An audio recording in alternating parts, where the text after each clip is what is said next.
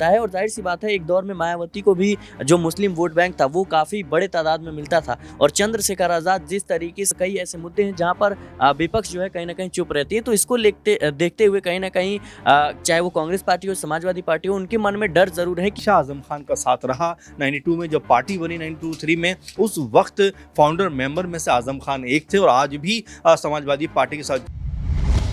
उत्तर प्रदेश के उपचुनाव से पहले समाजवादी पार्टी और भारतीय जनता पार्टी के बीच में टकरार बहुत ज़्यादा देखी जा रही है। जी हाँ, बहुत ज़ोरदार अगर हम कहें तो ये टक्कर दोनों पार्टियों के बीच में, और हो भी क्यों ना, क्योंकि उत्तर प्रदेश को अब जीतने के लिए जिस तरीके से अखिलेश यादव निकल पड़े हैं, क्या इसका बड़ा फायदा समाजवादी पार्टी को होता नजर आएगा। ऐसे तमाम मुद्दे अखिलेश यादव की तरफ से उठाए भी गए हैं, चाहे वो जेपी सेंटर का मामला हो या फिर उत्तर प्रदेश में जिस तरीके से तमाम जो घटनाएं घटी हैं, चाहे वो बहराइच का मुद्दा हो या आदमखोर भेड़िया जो घुस गया था, वो ऐसे तमाम मुद्दे कहीं ना कहीं उठाकर योगी सरकार को घेरते नजर आए हैं। लेकिन इन सब के बीच में एक बड़ी खबर ये निकलकर सामने आती है कि चुनाव से पहले क्यों आजम खान की याद अचानक से अखिलेश यादव को आ जाती है। हालांकि अखिलेश यादव और आजम खान के रिश्ते उस वक्त ही खराब होने शुरू हो गए थे जब अखिलेश यादव ने आजम खान को ऐसे ही छोड़ दिया था। आजम खान से मुलाकात करने जेल में नहीं जाते थे। हालांकि अखिलेश यादव ने कहा था कि उन्हें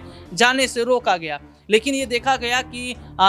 मुलायम सिंह यादव जब उनका निधन हुआ तो उसके बाद आजम खान भी समाजवादी पार्टी से अलग होते नजर आए, क्योंकि जो रिश्ते बने थे वो केवल मुलायम की वजह से ही थे। लेकिन अब ये देखा जा रहा है कि क्या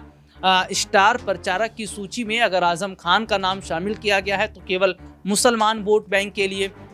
केवल आजम खान का नाम इसलिए शामिल किया गया ताकि मुसलमानों का जो वोट है वो बटे ना, क्योंकि यहाँ पर हम देख रहे हैं कि मायावती भी कहीं ना कहीं कोशिश ये कर रही है कि मुस्लिम वोट बैंक को बांटा जाए। तो कुछ एक ऐसे वोट बैंक है जिस पर नज़र है समाजवादी पार्टी की, और क्या आजम खान पर दांव खेलना। हालांकि आजम खान, मैं अपने दर्शकों को ज़रूर बता दूं, फिलहाल जेल में बंद हैं और अभी कोई खबर नहीं कि वो जेल से बाहर आएंगे। यही सवाल खड़ा हो रहा है कि जब वो जेल में बंद है तो स्टार प्रचारक की सूची में शामिल क्यों किया गया, या क्या गणित लगाया है अखिलेश यादव ने। खैर ये तो वही जाने, लेकिन इस पूरे मुद्दे पर हमारे साथ बातचीत करने के लिए मौजूद है हमारे खास सहयोगी सिराज। और सिराज, बहुत बहुत स्वागत है सबसे पहले तो इस प्रोग्राम में आपका। और उत्तर प्रदेश के उपचुनाव से पहले जहां यादवों का वोट बैंक समाजवादी पार्टी के लिए बहुत ज़्यादा मायने रखा जा रहा, खासतौर पर करहल की अगर बात करें वहाँ से, तो दूसरी तरफ मुस्लिम वोट बैंक भी है जो एक तरफा चाहती है समाजवादी पार्टी उन्हें मिले ताकि वो बटे ना, बसपा की तरफ ना जाए या अन्य ना जाए। लेकिन चुनाव से पहले आजम खान को अगर स्टार प्रचारक की सूची में शामिल करती है समाजवादी पार्टी, तो इसका कितना चुनावों पर फर्क पड़ता नजर आएगा? जी देखिए, मुझे लगता है आज़म खान अभी भी, भले ही वो जेल में हो, लेकिन उत्तर प्रदेश में ख़ास तौर पर वो मुस्लिमों में बड़े लीडर अभी भी माने जाते हैं और जाहिर सी बात है कि वो मंत्री भी रह चुके हैं, तो इस लिहाज से भी कहीं ना कहीं उनका कद समाजवादी पार्टी में मुलायम सिंह यादव के दौर से ही बड़ा है। लेकिन जिस तरीके से अब लगातार वो अपनी सज़ा काट रहे हैं, इस वजह से कहीं ना कहीं वो जनता के बीच वो संपर्क था वो टूटता हुआ नज़र ज़रूर आ रहा है। लेकिन कहीं ना कहीं मुसलमानों के मन में ये सवाल ज़रूर रहता है, क्योंकि जिस तरीके से समाजवादी पार्टी हो या फिर कांग्रेस पार्टी हो, लगातार इनकी रणनीतियों में कहीं ना कहीं बदलाव देखने को मिला है और जो मुस्लिम चेहरे हैं उनको टिकट देने से बचती आ रही है। और ख़ास तौर पर कई ऐसे मुद्दे हैं जहां पर विपक्ष जो है कहीं ना कहीं चुप रहती है, तो इसको देखते हुए कहीं ना कहीं चाहे वो कांग्रेस पार्टी हो, समाजवादी पार्टी हो, उनके मन में डर ज़रूर है कि इस होड़ के बीच कहीं ना कहीं जो मुस्लिम वोट बैंक है जो उन्हें एक तरफा मिलता है वो घट ना जाए या वो बढ़ता हुआ नज़र ना आए। क्योंकि देखिए,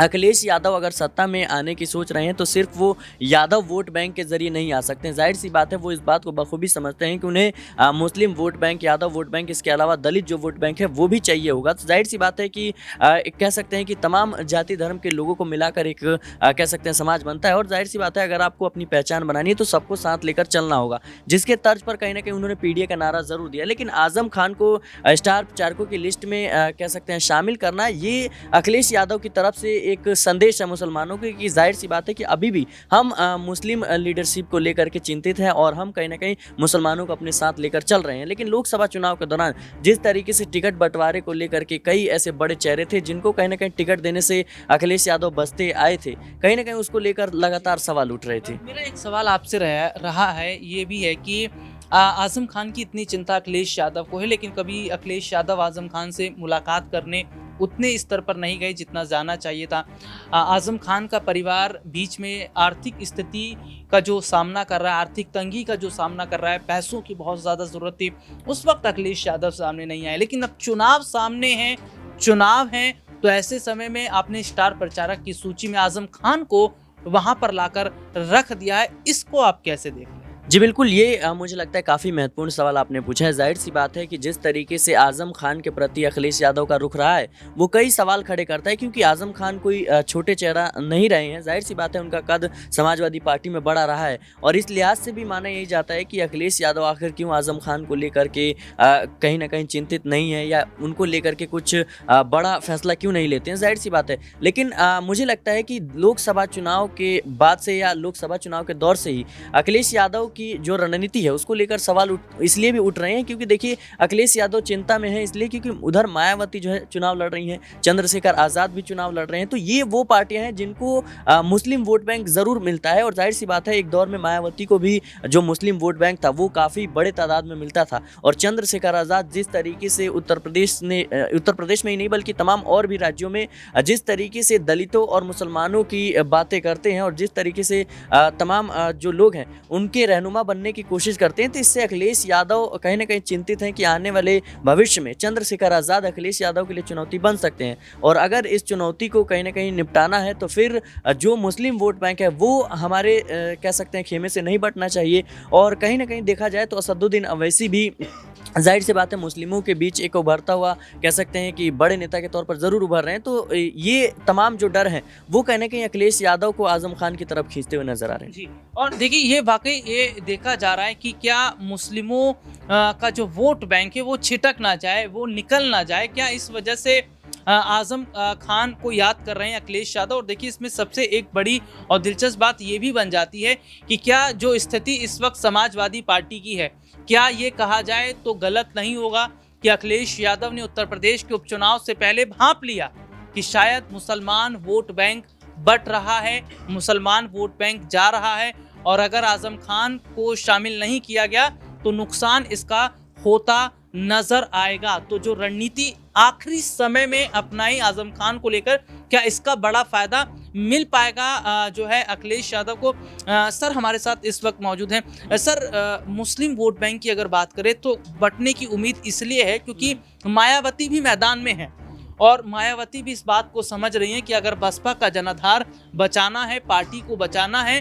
तो बहुत से कदम उठाने पड़ेंगे, उम्मीदवारों को सोच समझकर उतारना पड़ेगा। और शायद उन्हें लगा अखिलेश यादव कि मुसलमान वोट बैंक बढ़ रहा है, इसलिए एंड टाइम पर अगर आज़म खान का वो नाम ले रहे हैं या स्टार प्रचारक की सूची में शामिल कर रहे हैं तो क्या फायदा होगा, जैसे बीजेपी ने एंड टाइम पे अनुजेश को उतार दिया। देखिए बिल्कुल, अगर अखिलेश यादव की बात करें, रणनीति की बात करें, तो आप देखिए अयोध्या में जिस तरह से कह सकते हैं कि अवधेश प्रसाद को तुरंत उतारा गया, जिस तरह से समीकरण बैठाकर उतारा गया, उसका फायदा सपा को मिला, क्योंकि अयोध्या में बीजेपी को हराना किसी के बस की बात नहीं था। अगर हम इसी कड़ी में अभी उपचुनाव को देखें तो 9 कह सकते हैं प्रत्याशी अनाउंस हुए हैं, यानी कि सपा की तरफ से, और 9 सीटों पर चुनाव है। इसमें 4 जो प्रत्याशी हैं वो मुस्लिम प्रत्याशी हैं। जो सपा ने बैलेंस करने का प्रयास किया उसमें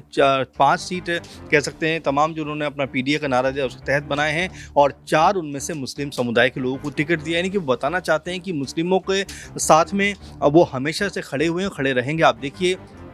आंकड़ों पे अगर बात करें तो 2022 के विधानसभा चुनाव में तकरीबन 80% जो मुस्लिम वोट थे वो समाजवादी पार्टी को मिलते हैं। इसके अलावा 2024 में अगर देखें तो लगभग 90+ वोट जो हैं वो सपा को मुस्लिम समुदाय से मिलते हैं। तो तमाम रणनीति के तहत अखिलेश यादव जो हैं वो कह सकते हैं काम कर रहे हैं। देखिए शिवपाल यादव, एक प्रोग्राम में मैंने आपसे कहा था कि शिवपाल यादव उनके पीछे जो दिमाग लगा रहे हैं पूरा, क्योंकि यूपी की राजनीति को शिवपाल यादव से बेहतर कोई समझता हो, मेरे ख्याल से उनसे बड़ा लीडर इस समय उत्तर प्रदेश में कोई है नहीं। अगर हम रणनीतिक तौर पर बात करें, रणनीतिक तौर पर वो बेहद सफल भी हैं, इसीलिए आप देखिए कि किस तरह सधे हुए अंदाज में वो जो है चीज़ों को कर रहे हैं और इसीलिए आज़म खान का नाम सामने आया कि भाई अगर आज़म खान को हम स्टार प्रचारक की लिस्ट में रखेंगे, भले ही जेल के अंदर है, लेकिन एक सांकेतिक रूप से हम बताना चाहते हैं कि हमारी पार्टी आज भी आज़म खान के बिना अधूरी है। क्योंकि अगर आप देखेंगे तो मुलायम सिंह यादव के साथ में हमेशा आज़म खान का साथ रहा। 92 में जब पार्टी बनी 92-3 में, उस वक्त फाउंडर मेंबर में से आज़म खान एक थे और आज भी समाजवादी पार्टी के साथ जुड़े रहे। तमाम दिक्कत परेशानियाँ, तमाम तरह से अलग करने का प्रयास किया गया, लेकिन आज़म खान ने कहा कि मैं सपा के साथ था हूँ और रहूँगा। यही बात अखिलेश ने भी की कि भाई वो जेल में बंद भले ही हैं, लेकिन हम उनको सिंबॉलिक तौर पर दिखाना चाहते हैं कि पार्टी में जो उनकी अहमियत है वो आज भी कम नहीं हुई है। भले ही वो प्रचार प्रसार नहीं करेंगे, लेकिन हमारे